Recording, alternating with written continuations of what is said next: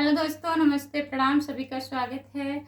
और हम लोग चल रहे हैं नाटक का गीत सुनाने, जिसे लाचारी गीत भी बोलते हैं। तो आप लोग लास्ट वीडियो तक बने रहिएगा। अगर अच्छा लगेगा तो लाइक कमेंट शेयर करना मत भूलिएगा।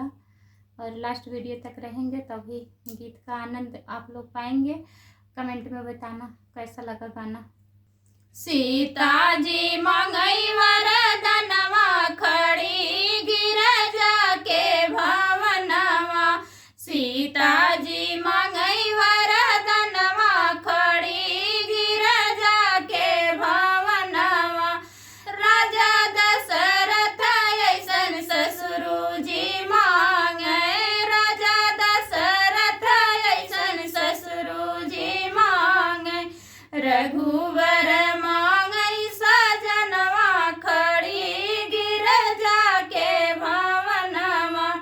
रघुवर मांगई सजनवा, खड़ी गिरजा के भवनवा। सीता जी मांगई वरदनवा, खड़ी गिरजा के भवनवा। माता कौशल्या जैसन सासु जी मांगे, माता कौशल्या जैसन सासु जी मांगे। लव कुश मांगई लालनवा, खड़ी गिरजा के भवनवा। लव कुश मांगई लालनवा, खड़ी गिरजा के भवनवा। सीता जी मांगई वरदनवा, खड़ी गिरजा के भवनवा। भैया लक्ष्मण ऐसन देवर जी मांगे, भैया लक्ष्मण जैसन देवर जी मांगे।